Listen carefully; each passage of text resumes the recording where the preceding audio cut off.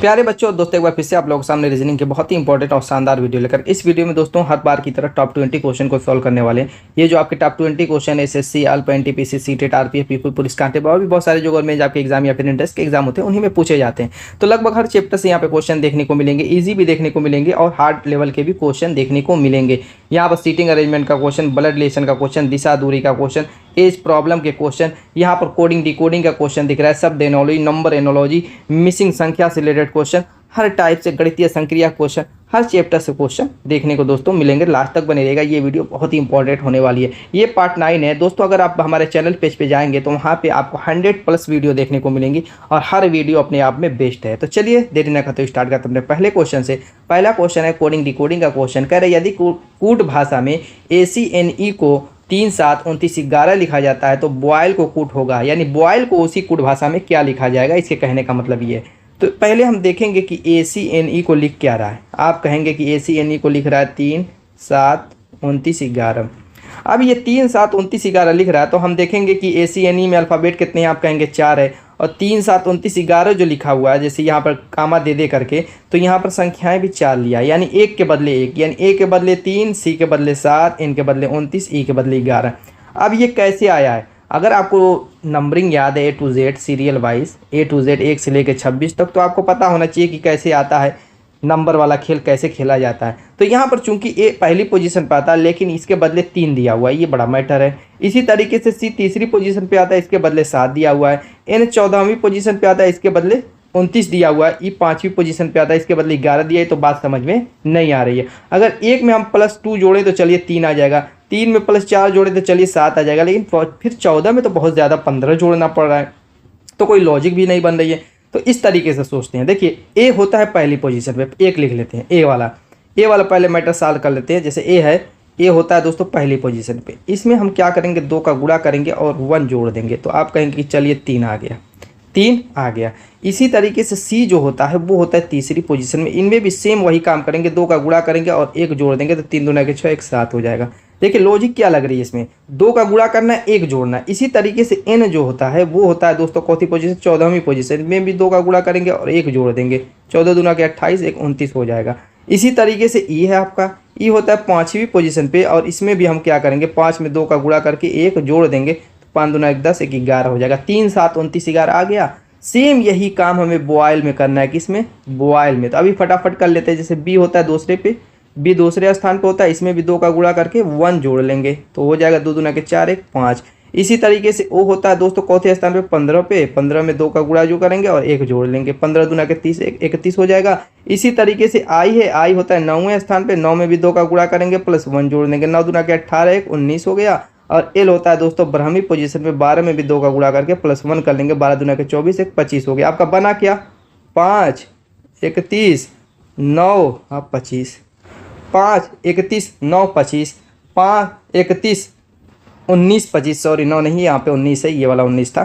5 31 19 25, देखिए तो ऑप्शन में कौन सा, डी वाला देखिए, 5 31 19 25, option D is the right answer. बहुत शानदार क्वेश्चन था, मजा आ गई होगी आप लोगों को। चलिए चलते हैं अपने अगले क्वेश्चन की तरफ। यहाँ पर दोस्तों मिसिंग संख्या निकालनी है। क्या निकालनी है, मिसिंग संख्या। कैसे निकालेंगे, तो इसका तरीका ये है कि जो और फिगर इस टाइप के दिए हुए हैं, जैसे ये वाला पहला दूसरा, तो इसमें हम देखेंगे उसी सेम पोजीशन पे 68 और 41 दिया हुआ। अब ये 68 41 कैसे आया है, वही लॉजिक अगर हमें पता चल जाए तो हम वही लॉजिक इसमें अप्लाई करके वो नंबर और वो संख्या ला देंगे, ठीक है।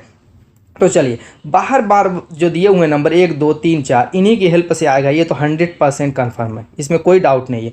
तो चलिए उनकी हेल्प से लाते हैं 41। अगर मान लीजिए 1 और 2 को एक साथ ले लें, 3 और 4 को एक साथ ले लें, ठीक है, तो इनको अगर जोड़े तो कोई बहुत बड़ा नंबर नहीं बन पाएगा, तो गुणा कर देते हैं। बड़ा नंबर बनाने के गुणा या स्क्वायर वाली ट्रिक अप्लाई की जाती है।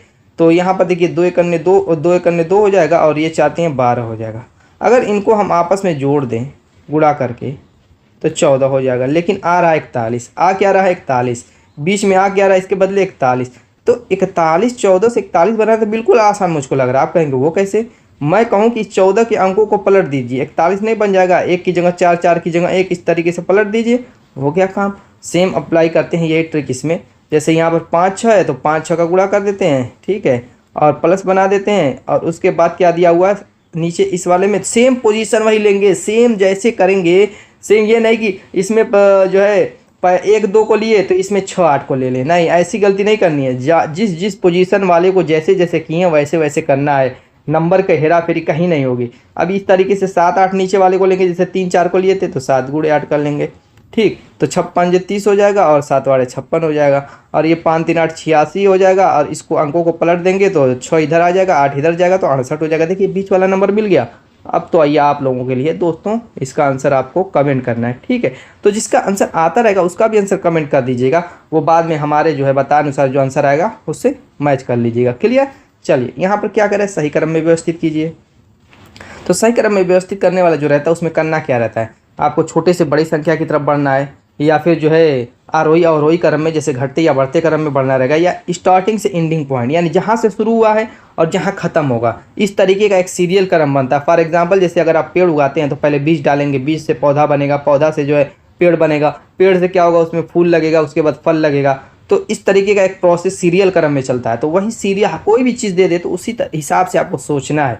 जैसे यहाँ पर चाबी है, दरवाज़ा है, ताला है, कमरा। आप सोचिए कि आप दरवाज़ा बंद करके घर का चले गए बाहर घूमने कहीं, अब आ रहे हैं तो ये बताइए मुझको, ऐसे मान लीजिए जैसे छोड़ के गए थे बंद करके, वैसे ही बंद है, तो आ करके आप सबसे पहला काम क्या करेंगे? सबसे पहला क्या, आप दिमाग लगाइए। तो आप कहेंगे कि मैं पहले चाबी पॉकेट से निकालूंगा, बिल्कुल सही बात है। चाबी निकालेंगे और उसको किस में लगाएंगे? किस में लगाएंगे बताइए? दरवाजे में लगाएंगे कि ताले में लगाएंगे? आप कहें मैं ताले में लगाऊंगा। दरवाजे में कौन लगाएगा? ताले में लगाएंगे। ताला जब खुलेगा उसके बाद ही आप दरवाज़ा खोलेंगे, 2 नंबर वाला, और जब दरवाज़ा खुलेगा तभी आप अंदर जाएंगे यानी कमरे में दाखिल होंगे, 4 नंबर। ये हो गया आपका सीरियल क्रम। तो इधर उधर दिया रहेगा आपको, ये ज़्यादातर आपके दैनिक जीवन में यूज़ होने वाली चीज़ों के ही बारे में 99% दिया रहता है, 1-8% इधर उधर से दे देता है, और वो भी देगा क्या, आपके साइंस का दे देगा या हिस्ट्री जोग्राफिया का कहीं से उठा करके दे देगा। चलिए 1 3 2 4 देखिए, 1 3 2 4 option C is the right answer. Next, blood relation का क्वेश्चन, कड़ियाँ जोड़नी है, जो कि हर वीडियो में मैं बताता हूँ कैसे जोड़नी है, जो नए बच्चे हैं वो सीखें।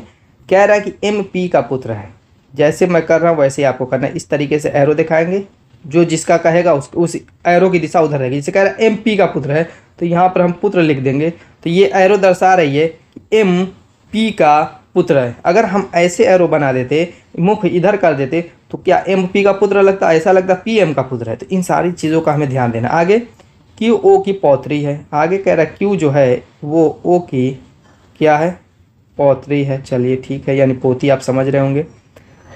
अब यहाँ पर कह रहा है QO की पौत्री है जो कि P का पति है। Q जो है O की पौत्री है, और ये O के बारे में कह रहा है कि जो कि P का क्या है, पति है। देखिए सेंटेंस को सभी यहीं पे सेंटेंस ऐसा घुमा रहा है, दिमाग आपका चकरा जाएगा, ऐसा लगेगा QO P का पति है। पहले कह रहा है QO की पौत्री है जो कि P का पति है, तो यहाँ पे आप कंफ्यूज में ये कर देंगे कि ये तो लग रहा है QO की पौत्री भी है और यही जो कि P का पति भी है। नहीं, यहाँ पर QO की पौत्री है और जो कि लगाया है इस O के लिए। हमेशा यहाँ पर एक और आगे क्वेश्चन आएगा, उसमें मैं ये चीज़ बताऊँगा। O जो कि यानी O के बारे में कह रहा है जो कि P का पति है, तो इस चीज़ का हमें ध्यान देना है, वरना तुरंत गलत हो जाएगा। वैसे भी Q जो है P का पति हो ही नहीं सकता, क्योंकि Q पहले ही बता दिया QO की पौत्री, जब पौत्री है तो ये लड़की होगी, तो कैसे P का पति होगा? लड़का होता तो कुछ समझ में आता भी, तो वैसे भी वो चीज़ हो भी नहीं सकती, समझना क्या, छोड़िए उसको। तो इन सारी चीज़ों को बारीकी से आपका ध्यान देना चाहिए, ठीक है।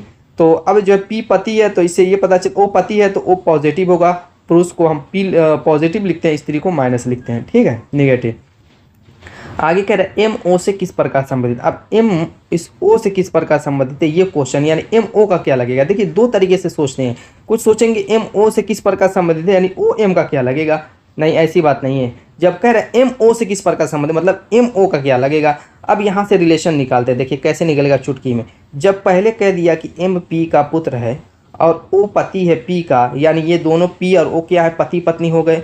पति पत्नी जब हो गए तो M जब P का पुत्र होगा तो O का भी पुत्र होगा कि नहीं है, M O का भी पुत्र होगा कि नहीं। तो वही पूछा था MO का क्या लगेगा, आप कहेंगे पुत्र लगेगा। अब ये सोचेंगे इस तरीके से, अगर कंफ्यूज में कर गए कि अरे यार ये तो कह रहा है कि जो है OM का क्या लगेगा, यानी O जो है M का पिता लगेगा, हाँ पिता लगेगा, तो तुरंत ऑप्शन में पिता भी दिया हुआ। देखिए कंफ्यूज में पड़ जाएंगे बच्चे और पिता वाले पर टिक लगा करके गलत अपने आप को साबित कर देंगे।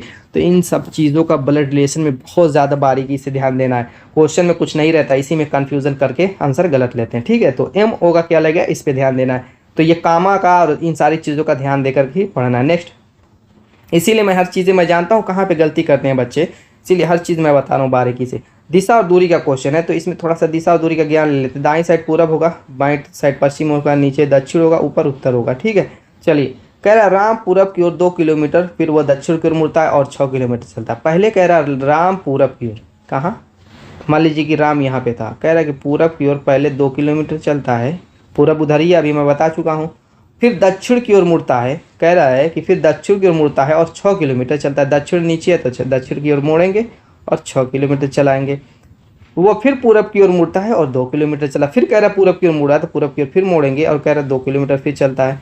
फिर वो उत्तर की ओर मुड़ता है और 12 किलोमीटर चलता है। कह रहा है फिर वो उत्तर की ओर मुड़ता है और 12 किलोमीटर चलता है। इन सारी दूरियों का हमें ध्यान देना है। जैसे 2 किलोमीटर आपने यहाँ पे चली, जिस हिसाब से डिस्टेंस आपने एक ले ली, लेंथ जो उसकी लंबाई आपने मान ली, उसी हिसाब से फिर 2 चलेंगे। जैसे यहाँ पे मैंने 2 उतनी ही लेंथ में चली। ठीक, अब यहाँ पर आपने 6 इतनी लेंथ में चली तो 2 के सापेक्ष उसकी लंबाई उस हिसाब से होनी चाहिए। थोड़ा सा मैंने छोटी बना दी, और भी लंबी होनी चाहिए थी, लेकिन जगह की दिक्कत हो जाती है, इसीलिए मैंने उस हिसाब से बनाई है। तो वो जो 6 होनी चाहिए, 2 से तो हर हाल में बड़ी होनी चाहिए, दिखनी चाहिए कि हाँ 6 है।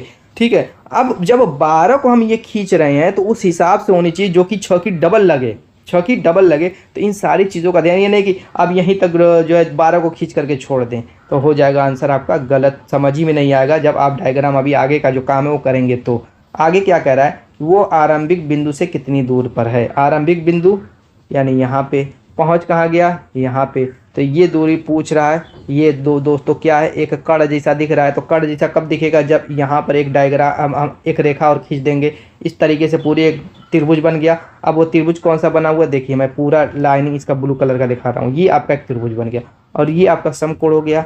ये 6, ये जब 6 है तो इसके सामने इतनी 6 होगी, यहाँ तक की दूरी, ये जो दूरी होगी 6 होगी कि नहीं होगी। आयत आयत दिख रहा है आपको, तो ये 6 होगी, तो ये बाकी बची हुई भी 6 होगी यहाँ से यहाँ तक, क्योंकि पूरी 12 थी। इतना कन्फर्म है, कोई दिक्कत यहाँ तक नहीं होनी चाहिए। जब ये 2 है तो ये बची हुई ये दूरी इसके सापेक्ष है, इसके सामने वाली भुजा, तो ये भी 2 होगी। तो इन दोनों को जोड़ देंगे, 2 + 2 ये 4 हो जाएगी। यानी एक हमें ऐसा त्रिभुज मिल रहा है, एक ऐसा त्रिभुज मिल रहा है इस तरीके से, जिसकी ये लंबाई 6 मिली, इसकी लंबाई ये 4 मिली, और ये कड़ पूछ रहा है, और ये एक समकोण त्रिभुज है। बस कड़ पूछ रहा है, यानी वही दूरी, कड़ वाली दूरी पूछ रहा था, स्टार्टिंग से एंडिंग पॉइंट की दूरी। तो अब यहाँ पर पाइथागोरस प्रमेय लगा दीजिए ना। कड़ बराबर क्या होता है पाइथागोरस प्रमेय में, √, लंब का वर्ग और आधार का वर्ग यानी 6 का वर्ग + 4 का वर्ग, यानी 6 को 36, 6 को 36 + 4 चौक को 16, यानी √52। अब 52 का वर्गमूल निकाल सकते हैं कहीं पर भी, यहाँ पर निकाल लेते हैं। जैसे 52 है, भाग विधि से ही निकाल लीजिए। तो 7 × 7 = 49, पहले पूरा 7 से जाएगा। चलिए ठीक है, 7 × 7 = 49 हो गया, बचा 3, यहाँ पर 7 ला करके जोड़ देंगे तो ये 14 हो जाएगा। ठीक है, और 14 का मतलब अब यहाँ पर 2 जोड़ा उतारेंगे, दशमलव के बाद 2 जोड़ा लगा करके 0, 2 जोड़ा 300 हो गया। आप देखिए किससे काट सकते हैं, 2 से, देखिए 7.2, 2 से अगर काटते हैं तो 2 दूना के 4, 4 दूना के 8, 2 एकन्ने 2, 284 हो रहा है, 142 दूना 284। ठीक है, अब आ गया आपका 6, ये आपका आ गया 2, और यहाँ पर आ गया आपका 1 आएगा, नहीं, यहाँ पे भाग कॉमन लिए थे। ठीक है, 26 आ गया। फिर 2 जोड़ा उठाएंगे, 2600 हो जाएगा, और 2600 हो गया का मतलब एक यहाँ पर 2 ला करके जोड़ेंगे तो 144 हो जाएगा। तो 14 दूना 28, यहाँ पर देखिए, यानी 7.2 समथिंग आगे भी ऐसे ही आता जाएगा। तो यहाँ पर ऑप्शन में अगर देखें तो 7.1 दिया हुआ है, 7.3 दिया हुआ, 7 दिया हुआ, 7.2 दिया हुआ, यानी पूरा ना 7.2 नहीं आएगा, उससे ज़्यादा आएगा। तो जब उससे ज़्यादा आएगा तो हम बड़े वाले को ही लगाएंगे टिक, यानी 7.3 वाले को ही चूज़ करेंगे, क्योंकि 7.2 से ज़्यादा आ रहा है। 7.2 नहीं आएगा। देखिए यहाँ पे 2600 आया है, फिर आप इसको कैलकुलेट करेंगे, जब गुणा भाग करेंगे, जैसे भाग विधि से और आगे प्रोसेस ले जाएंगे तो ये आगे बढ़ता रहेगा। तो उस हिसाब से 7.3 ही मानना बेस्ट होगा। चलिए, option B is the right answer. Next, तो यहाँ पर मिसिंग संख्या पूछ रहा है, क्या होगी मिसिंग संख्या। चलिए देखते हैं। यहाँ पर देखिए 3 से 10 बना, 10 से 38 बना, 38 से 150 बना है। तो दोस्तों यहाँ पर हमें बस ये चेक करना है कि किस पैटर्न में ये आगे बढ़ रहा है, किस पैटर्न में। अगर देखें तो 3 से 10 बनने का मतलब 3 में 7 जोड़ा गया होगा, लेकिन उससे बाद 10 से 38 बन रहा है। ये जोड़ने वाला तो काम इसमें नहीं होगा, इसमें गुणा ही करने वाला काम होगा। अगर हम 3 में दोस्तों 3 से गुणा करके 1 जोड़ दें तो 3 × 3 = 9, 1 10 हो जाएगा। 10 में भी 3 का गुणा करके 1 जोड़ें तो 10 × 3 = 1 31 होगा। नहीं नहीं, एक तरीका और है। 3 में अगर हम 4 से गुणा करें, जैसे 3 में हम 4 से गुणा करके एक जोड़े नहीं बल्कि हम 2 घटा दें, 2 घटा दें तो बात तो बन जाएगी। 4 3 12 में से 2 घटाएंगे 10 आ जाएगा। अब इस 10 को उठाइए, 4 का गुणा कीजिए, फिर 2 घटाइए, सेम काम, 4 का गुणा करना है 2 घटाना है, तो 38 आ जाएगा। इसी जो है अब 38 में जो है 4 का गुणा करके 2 घटाइए तो 150 आएगा, आएगा ही आएगा। करके देख लीजिए, 4 बड़े 32, 4 3 12, 152 आएगा। अब घटा दीजिए, ठीक। अब नेक्स्ट स्टेप भी ऐसे ही करना है, 150 में 4 का गुणा करना है और -2 कर देना है। 15 2 को 4, 600, 600 में से 2 घटाएंगे तो 598 आएगा। ऑप्शन देखिए A is the right answer. Clear. Next कह रहा है 3 का संबंध जैसे 14 से, क्या कह रहा है, 3 का संबंध जैसे 14 से है, 7 का संबंध कैसे किससे होगा। 3 का संबंध 14 से कैसे हो सकता है, तो आप कहेंगे 3 का स्क्वायर कीजिए और प्लस 3 3 के 9, 9 5 14 कर दीजिए। चलिए ठीक है, आप ही की बात मान लेते हैं। आप कहेंगे 7 का स्क्वायर कीजिए और सेम काम वही कीजिए, 7 7 49, 5 54 हो जाएगा। तो कहाँ है 54, कहीं तो ऑप्शन में मुझको नहीं दिख रहा है। चलिए छोड़िए उसको, थोड़ा सा ऐसे देखते हैं, 3 का क्यूब कर लेते हैं। आप कहेंगे तो और ज़्यादा नंबर आएगा, आप कहेंगे कि तो 27 आ गया, तो 27 को 14 बनाइए ना ज़बरदस्ती, यानी इन दोनों अंकों का आपस में गुणा कर दीजिए, 7 दूना 14 हो गया। ऐसे ही 7 का क्यूब बना लेते हैं तो 343 हो जाएगा। ठीक, इनके अंकों को भी आपस में गुणा कर दे, चाहती है 12 3 36 हो जाएगा। चलिए ये आपका आंसर हो गया, option C is the right. Next यहाँ पर कोडिंग डिकोडिंग का ये भी क्वेश्चन लग रहा है। कह रहा है डी एक्स बराबर 60, बी एक्स टी बराबर 96, तो सी एक्स ए बराबर क्या होगा। देखिए डी एक्स बराबर 60 दिया हुआ है, डी एक्स बराबर क्या दिया हुआ है 60, तो डी होता है चौथे स्थान पर, एक्स होता है 24वें स्थान पर, दोनों को जोड़ लेते हैं तो हो जाएगा 28। 28 से आप 60 कैसे बना सकते हैं, 28 से 60 मेरे समझ से एक काम कीजिए, 2 जोड़िए, ठीक है, तो हो जाएगा आपका 30 और 2 का गुणा कर, 2 जोड़ें और 2 का गुणा करें, 60 बना दें। कुछ काम आपको ज़बरदस्ती अपने हिसाब से करना पड़ेगा, लेकिन ये ज़बरदस्ती वाला काम कब सही होगा, जब दूसरे वाले पर से ये जो है ट्रिक अप्लाई करने पर सही खुद साबित कर देगा दूसरा वाला। जैसे बी एक्स टी दिया हुआ है, इसके बराबर में 96 लाना है। देखिए 2 बी एक्स 24 टी 20, समझ में आ गई बात। अब सबको जोड़िए, 20 दूना 40, 6 46। अब क्या करेंगे, सेम काम करेंगे, 2 जोड़ेंगे 48 हो जाएगा, 2 से गुणा करेंगे 96 हो जाएगा। देखिए मैं वही बताने की कोशिश कर रहा हूँ, ज़बरदस्ती वाला जो काम आपका कब सही साबित होगा, जब सेम ये ज़बरदस्ती वाला काम इस पे अप्लाई करने पर ये सही हो जाए, यानी कि सेम वही लॉजिक अप्लाई करने पर आंसर सेम आए, मतलब सही आए। जो कि ये 96 कह रहा था, देखिए सेम टू सेम 96 ये अप्लाई करने पर आ गया। इसका मतलब ये आपकी सोची हुई लॉजिक, ये कॉन्सेप्ट सब सही है। क्लियर। तो चलिए सी एक्स भी ला देते हैं इसी ट्रिक से। सी आपका होता है तीसरे पे, एक्स 24 पे और ए 1 पे, सबको जोड़ लीजिए। 25 और 3 28, पहले 2 जोड़ते हैं 30, फिर 2 का गुणा करते हैं 60। देखिए तो option B is the right answer. Clear. Next यहाँ पर भी मिसिंग संख्या वाला एक क्वेश्चन है, कैसे पता करेंगे, तो वही काम जिसमें दिया हुआ पहले उसको देखिए कैसे आया। 216 कैसे आएगा, 12 6 18 36 की मदद से ही आएगा।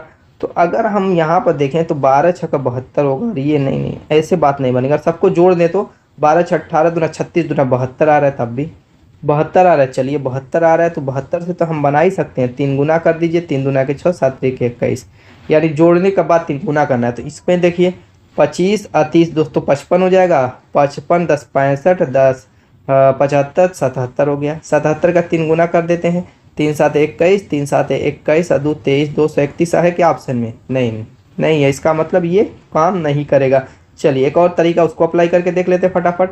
यहाँ पर देखिए अगर मैं 12 इसको ले लूँ और 18 इसको ले लूँ और इसका आपस में क्या कर दूँ, गुणा कर दूँ तो 12 वड्डे 96, 12 करने 12, 12 और 9 21, ठीक 216 तो आ रहा है। ऐसे 36 छः का आपस में गुणा कर दूँ तो तब भी देखिए 6 को 36, 36 का 18, 3 के 216, यानी आमने सामने का गुणा करने पर दोनों तरफ से 216 आ रहा है, तो वही मैंने बीच में रख दिया। तो यहाँ पर भी वही काम करना है। तो 25 का 12 में गुणा कर दे, 25 दूना 50, 25 का 25, और यहाँ पर 10 का 30 में गुणा करेंगे तब भी 300 आ रहा है, यानी कि दोनों तरफ से 300 आ रहा है, तो बीच में हम 300 रखेंगे। Option D is the right answer. देख रहे हैं कहाँ से घुमा फिरा करके ये ट्रिक ला रहा है। नेक्स्ट वेन डायग्राम कह रहा है प्रूस पिता लेखाकार।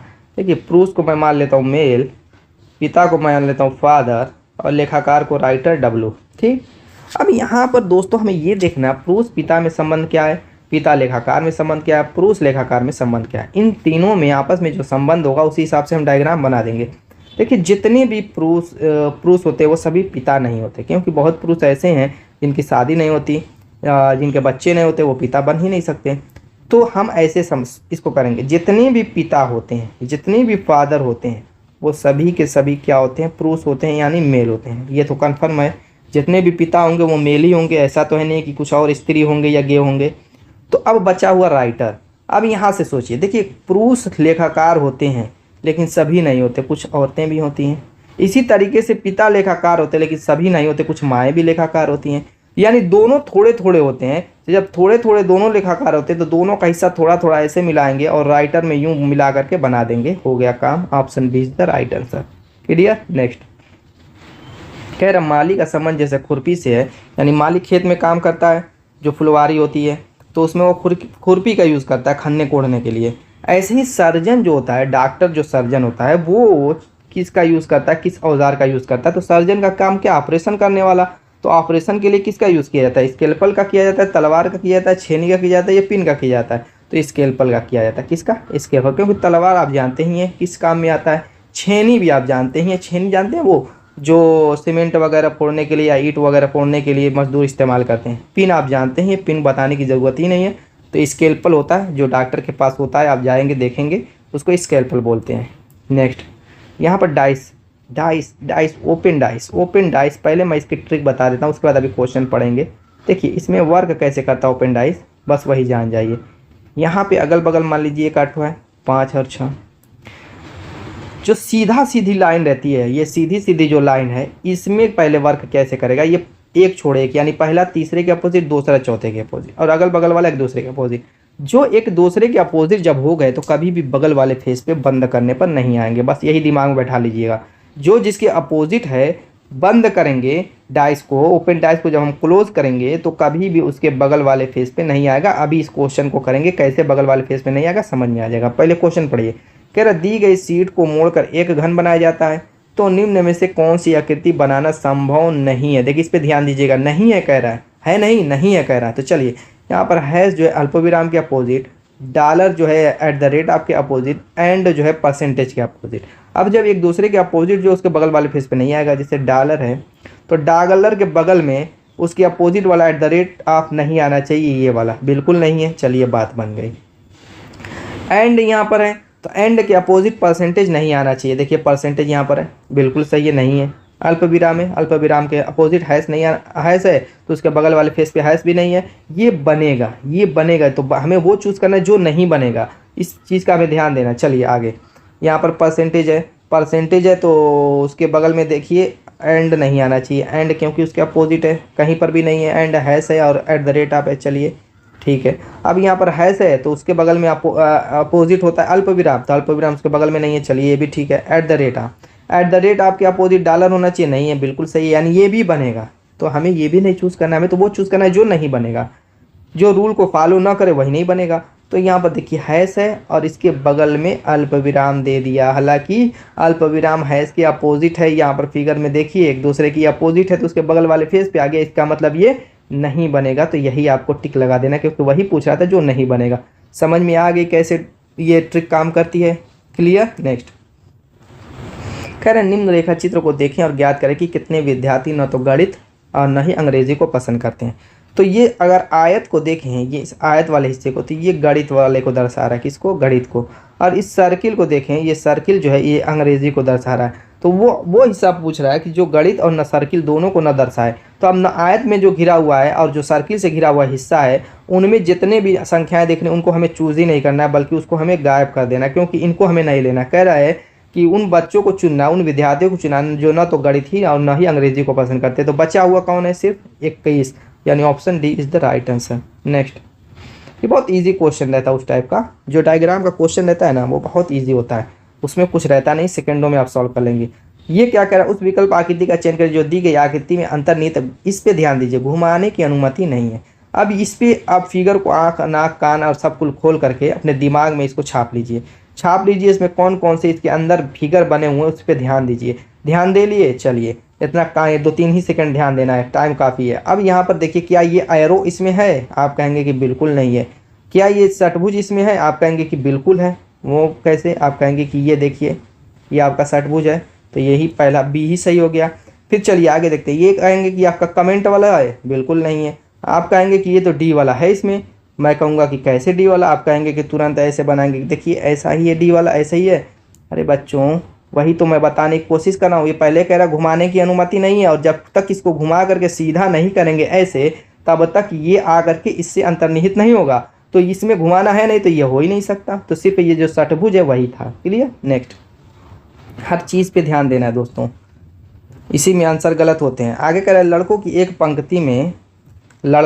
पंक्ति में विजय बाएं छोर से 10वें स्थान पर है। लड़कों की एक पंक्ति है तो जो आपका दायां उधर दायां ले लेते हैं, जिधर आपका बायां उधर बायां ले लेते हैं। ठीक है, इससे आसानी होगी समझने में। तो कह रहा है कि विजय बाएं छोर से यानी इस छोर से, विजय इस छोर से कह रहा है कि 10वें स्थान पर है। क्या होते स्थान पर? 10वें स्थान पर। कौन है? वी है, विजय है। आगे कह रहा है विक्रम दाएं छोर से 7वें स्थान पर। अब कह रहा है विक्रम जो है इस दाएं छोर से चौथे स्थान पर है, 7वें स्थान पर है। कौन है? ये विक्रम है, यानी वी आई इसको मान लेते हैं विक्रम को। ठीक, अगर विजय और विक्रम के बीच में 11 लड़के हैं, इन दोनों के बीच में कह रहा है, इन दोनों के बीच में कितने लड़के बता रहा है? 11 लड़के। कितने? इन दोनों के बीच में 11 लड़के हैं। तो पंक्ति में कितने लड़के हैं? कुल लड़कों की संख्या। एकदम ईजी किया है, एकदम ईजी। इसमें तो घटाना, बहुत सारे क्वेश्चन ऐसे जिसमें घटाना रहता है एक, इसमें कुछ नहीं करना है, बस सबको जोड़ दीजिए। आप कहेंगे कैसे? देखिए मैं बता रहा हूँ। अब यहाँ से यहाँ तक, जहाँ तक विजय है वहाँ तक टोटल 10 बंदे हैं। इसको ले करके 10 बंदे हैं। ऐसी दाईं साइड से जो विक्रम की संख्या थी, विक्रम को ले करके ये विक्रम 7वें स्थान पर है, इसका मतलब इधर की संख्या और उसको ले करके टोटल 7 बच्चे हैं। अब इनके बीच कह रहा है, इनको ले करके नहीं कर रहा है, इनके बीच में, इनके यानी इन दोनों को छोड़ करके टोटल बीच में 11 बंदे हैं। तो दोस्तों टोटल बंदे यही ना होंगे सबको जोड़ने पर? 10 7 17 18, 10 28, ना कुछ घटाना है ना कुछ करना है, बस जोड़ दिए, आगे answer. Option C is the right answer. Clear. Next, seating arrangement का क्वेश्चन है, देखते हैं ये क्या कह रहा है। चलिए, बहुत शानदार क्वेश्चन ये भी है। कह रहा है कि 6 व्यक्ति पी ए बी की ए जे सी एक पंक्ति में उत्तर की ओर मुख करके बैठे हैं। सबसे आसान कर दिया क्वेश्चन, उत्तर की ओर मुख करके।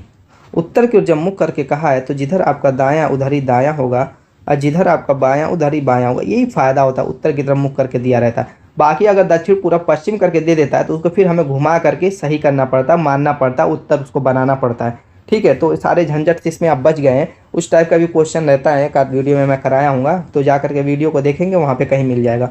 यहाँ पर कह रहा है अब क्वेश्चन के अनुसार ही देखिए, ब्लड रिलेशन, दिशा दूरी, आपका जो है ये सीटिंग अरेंजमेंट, ये सारे क्वेश्चन आपके क्वेश्चन के अनुसार ही चलने रहते हैं। लास्ट में अपना दिमाग खपाना रहता है, लगाना रहता है। लेकिन बीच बीच में भी जैसे क्वेश्चन कह रहा है उसमें भी आपको दिमाग खपाना ही है।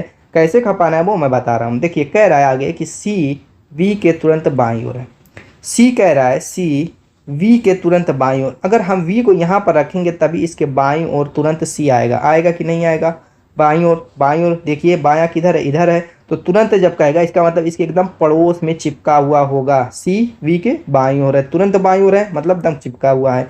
आगे कह रहा है कि जो कि पी के दाईं ओर से तीसरा है। अब कह रहा है, पहले कह रहा है कि सी जो है वी के तुरंत बाईं ओर है, और ये भी कह रहा है जो कि, अब ये आप देखिए यहाँ पर वही चीज़ मैं बताने की कोशिश कर रहा था। पिछले एक क्वेश्चन था, दूसरा या तीसरा, उसमें क्या था? दिशा दूरी वाले में, उसमें नहीं, ब्लड रिलेशन का क्वेश्चन था, उसमें भी यही चीज़ था। तो इसमें आप बच्चे यही समझेंगे कि सी के बारे में बात कर रहा है। आगे कह रहा है कि सी वी के तुरंत बाईं ओर है, जो कि पी के दाईं ओर से तीसरा। अब समझें कि ये सी जो है पी के दाईं ओर से तीसरा है, तो क्या करेंगे? पी और सी के बीच में यहाँ पर 2 बंदे को बैठा देंगे और कहेंगे कि दाईं ओर है, इधर सी दाईं ओर है। चलिए ये बात सही है। यहाँ पे 2 बंदे बैठाएंगे कि सोचेंगे कि सी जो है पी के दाईं ओर से तीसरा है। नहीं, इस क्वेश्चन को ध्यान दीजिए। सी वी के तुरंत बाईं ओर है, जो कि पी के दाईं ओर से, यानी वी जो है पी के दाईं ओर से तीसरा है। ये चीज़ कन्फ्यूज़न खड़ी करेगी। तो इन सारी चीज़ों को, बारीकियों को आपको समझना है, वरना कभी आंसर सही नहीं आएगा। अगर सी को दाईं ओर से तीसरा पी के कर दिए तो यहाँ पर वी है, वी जो है पी के दाईं ओर से तीसरा है, तो दाईं ओर इधर है, वी तीसरा का मतलब यहाँ पर कोई एक बंदा और होगा तभी तो तीसरे आएंगे। यानी यहाँ पर एक बंदे की जगह हम छोड़ देते, बाकी दूसरा सी है, तीसरा वी है, तो वी होगा। ठीक है, क्लियर। चलिए आगे, ये चीज़ समझाना बहुत ज़रूरी था, इसमें कन्फ्यूज़न में आंसर गलत आएगा। आगे कह रहा है जे के तुरंत बाईं ओर है तथा किसी एक छोर पर है। जे कह रहा है के तुरंत बाईं ओर है, तो जे को मान लीजिए हम यहाँ पर रखें। ठीक, किसी एक छोर पर कह रहा है या तो जे इस छोर पर होगा या तो जे इस छोर पर होगा। के तुरंत बाईं ओर है, अगर के को हम यहाँ पर रखें तो तुरंत इसके बाईं ओर नहीं होगा बल्कि दाईं ओर हो जाएगा, यानी के को यहाँ पर रखें तब तुरंत जे इसके बाईं ओर होगा, यानी कि ये पोजीशन इसकी सही है इधर वाली, ये वाली आपकी गलत हो गई।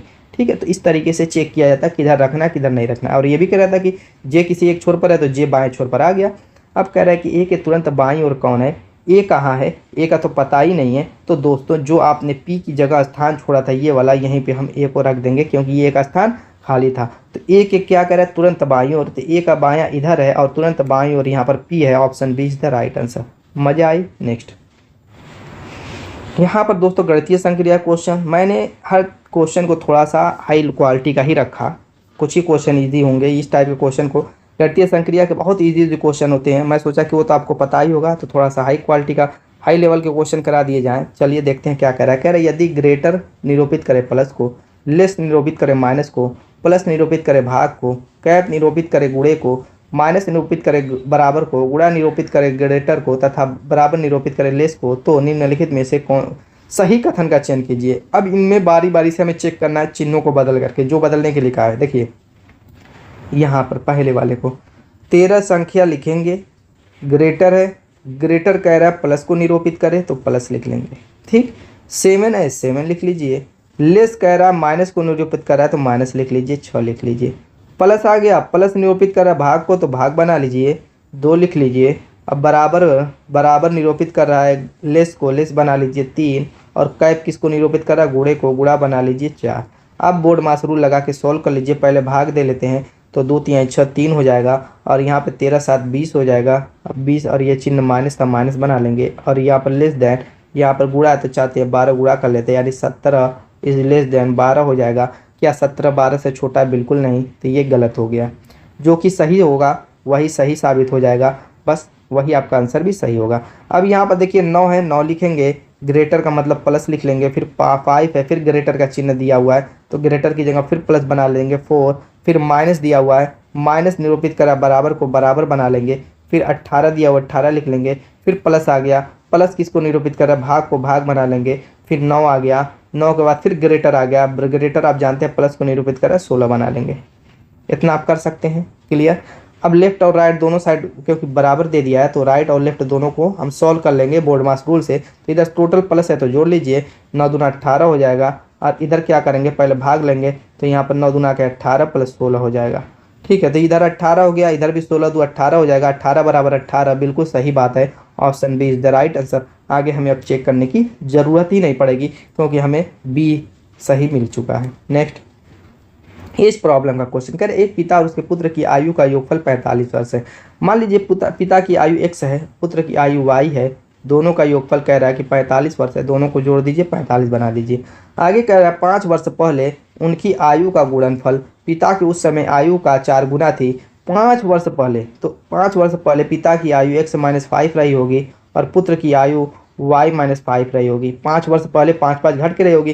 कह रहा इन दोनों की आयु का गुणनफल, 5 वर्ष पहले की इन दोनों की आयु का गुणनफल, ये गुणा है दोस्तों, इसको भी एक समझिएगा, थोड़ा ऐसा बना दे गुणे जैसा लगे, गुणा इस तरीके से। और ये कह रहा है कि बराबर है किसके, पिता की उस समय की आयु के 4 गुना के, पिता की उस समय की आयु x - 5 थी, इसके 4 गुना के इन दोनों की आयु का गुणनफल उन पिता की आयु के 4 गुना के बराबर है। तो चलिए यहाँ से सॉल्व कर लेते हैं। पहले x - 5 से x - 5 कट जाएगा, यानी y - 5 बराबर 4 आ जाएगा, y बराबर 4 प्लस 5 बराबर 9 आ जाएगा। y यानी लड़के की आयु हमें पता चल गई 9 है, तो यहाँ से x + 9 y का मान रख देते हैं 45 हो जाएगा, और x बराबर 45 - 9 का मतलब 36 हो जाएगा। यानी कि x की वैल्यू आ गई 36 और y की वैल्यू आ गई 9।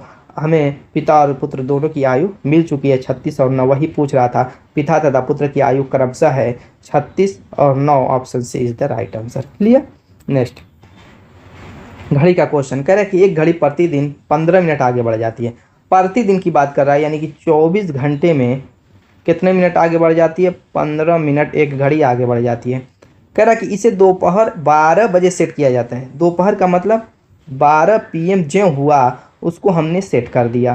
कह रहा है कि वो अगले दिन प्रातः 4 बजे क्या समय दिखाएगी। अगले दिन 4 बजे प्रातः यानी 4 AM पर क्या समय दिखाएगी। यानी जब 4 बजेगा अन्य घड़ियों में, तो ये जो तेज़ वाली घड़ी जो 15 मिनट 24 घंटे में तेज़ हो जाती है, वो घड़ी क्या समय दिखाएगी जब दूसरी घड़ी में 4 बजेगा। तो कितने बजे सेट किया गया, 12 बजे। और कितने बजे पूछ रहा है, 4 बजे क्या समय दिखाएगी। तो इन दोनों के बीच कितने घंटे का समय लग रहा है वो पहले देखिए। 12 बजे दोपहर में सेट किया गया और 4 बजे भोर की बात कर रहा है अगले दिन। तो 12 बजे दोपहर से 12 PM से 12 AM की जब बात होगी तो आप कहेंगे कि ये पूरा 12 घंटा लगा। पूरा 12 PM से 12 AM यानी 12 बजे दोपहर से 12 बजे रात तक जाने में 12 घंटा लगा।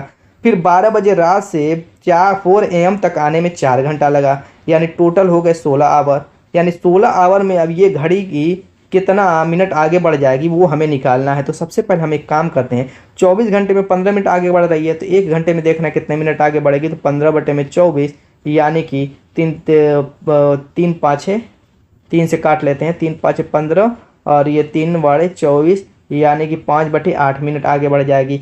तो हमें निकालना है 16 घंटे में कितना आगे बढ़ जाएगी। तो 16 घंटे में 5/8 पूरे 16 कैलकुलेट कर लीजिए, 8 दूना 16 यानी कि 10 मिनट आगे बढ़ जाएगी। यानी कि अगर किसी घड़ी में 4 बज रहा है तो इस वाली घड़ी में अगर 4 AM हो रहा है तो इस वाली घड़ी में 4:10 होगा, यानी कि 4:10 AM होगा। क्लियर। तो वही पूछ रहा था क्या बजेगा, तो option A is the right answer. Clear. Next, अब यहाँ पर आ गया है कितने त्रिभुज हैं। इसका आंसर कमेंट कीजिए, बहुत इजी है। DP constable, Delhi police constable 7 दिसंबर 2017 का पूछा वो क्वेश्चन है, बहुत आसान है, इसमें कुछ है नहीं। फटाफट कमेंट कीजिए आप लोग। कह रहा है कि दी गई आकृति में कितने त्रिभुज हैं। तो इस टाइप की त्रिभुज की मैं बात करता रहता हूँ, थोड़ा सा ढंग का मैं बना दूँ इस तरीके से। तो इसमें आप क्या करते हैं, दोनों को नंबरिंग कर लेते हैं, नंबरिंग करने के बाद दोनों को जोड़ लेते हैं तो 3 त्रिभुज। इस आकृति में 3 त्रिभुज है, तो वही तो ये आकृति आपकी है, इसमें 3 हो गए। और नीचे और देखिए एक बड़ा सा है, एक ये हो गया और एक यहाँ पर छोटा सा देखिए है, एक ये हो गया। और कोई त्रिभुज इसमें आपको नहीं दिखेगा। तो कितने हो गए, 5। Option be the right answer. मिला लीजिए कि आपका भी 5 आया था। तो दोस्तों उम्मीद है कि वीडियो पसंद आएगी। मिलेंगे इस शानदार धमाकेदार टिप के साथ अपने नेक्स्ट वीडियो में, तब तक के लिए बाय बाय।